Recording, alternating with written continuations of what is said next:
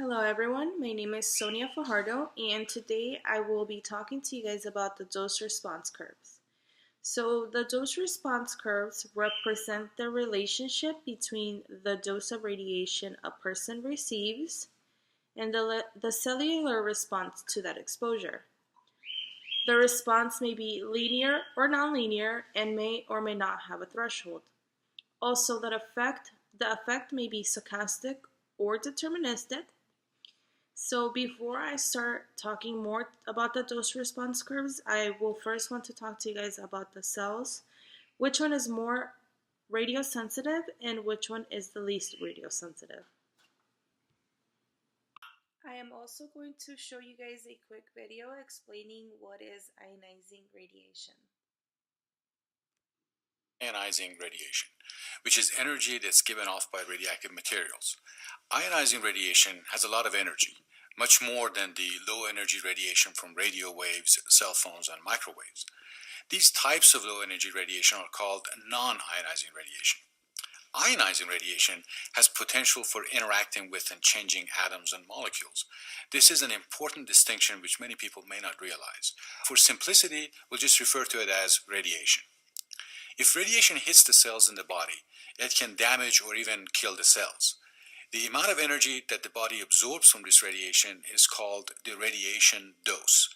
At high doses, and when most of the body is exposed, enough cells die to impair the function of various organs in the body, and that can lead to really serious health effects, including death. If only a specific part of the body is exposed and the dose is high enough, it could lead to localized effects, such as skin injury.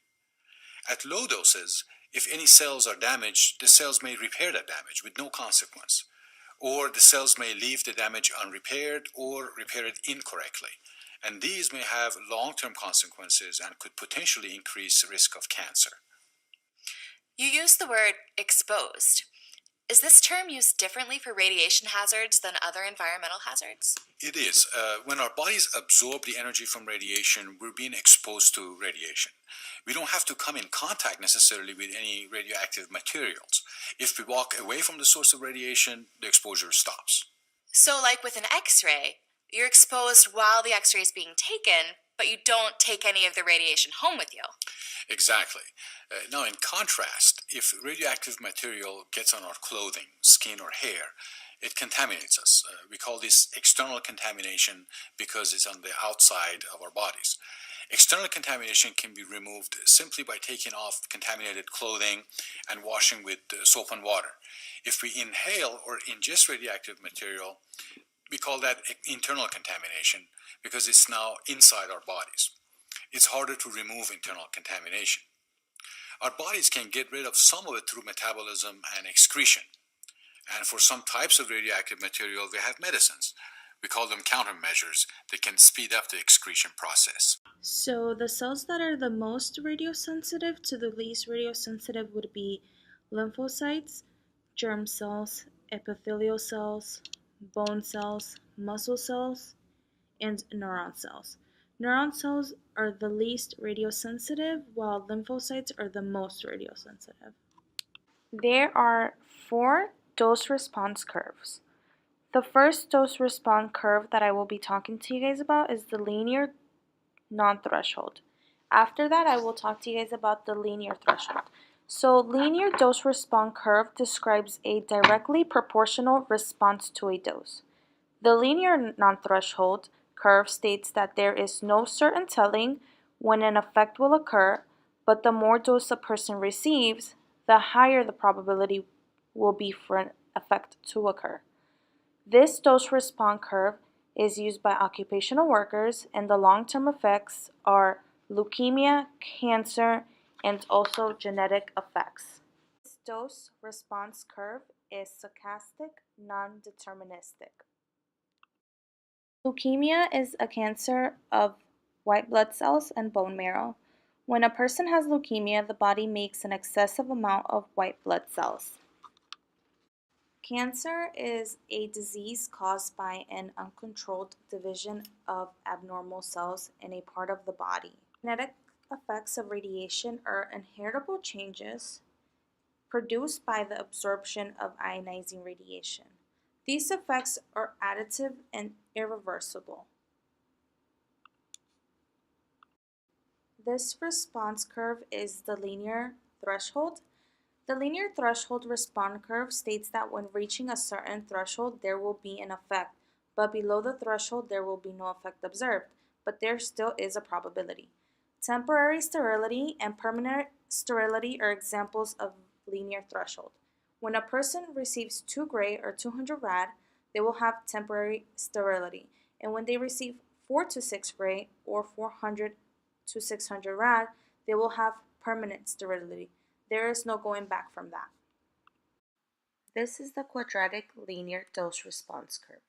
So both linear and quadratic are both going to have an x and y relationship that is continuously increasing. X is the dose and y is the response. In the linear non-threshold, as x increases, y is going to increase proportionally relative to x. But in the quadratic, as x increases, y will also increase, but not in a proportional rate. And this dose response is mostly used for breast cancer and leukemia. This is the nonlinear sigmoid threshold dose response curve, also known as early deterministic non-stochastic.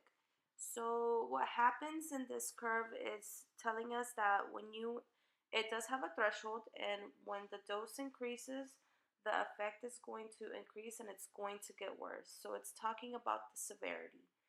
So this curve is used when there's high amounts of radiation delivered in a short period of time.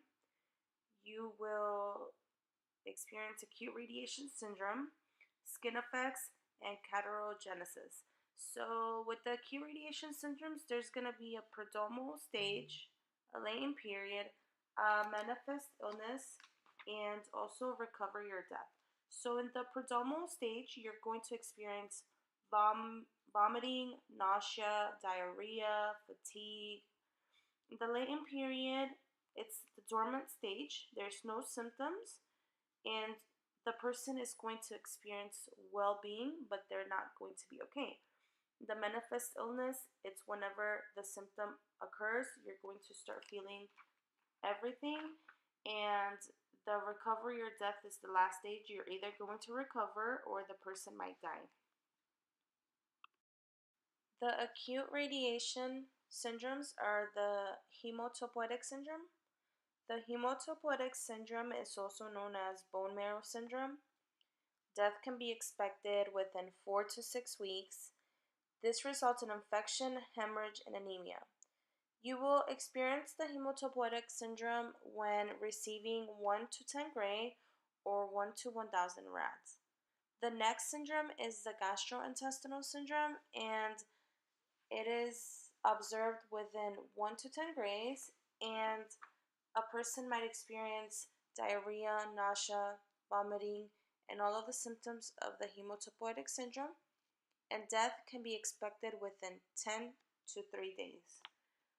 The central nervous system occurs at 50 gray, and it results in convulsions, coma, and eventual death from increased intracranial pressure. Death can be expected within hours or days. So this completes my video. I hope you guys enjoyed it. I hope you guys learned something out of this, and thank you so much for watching.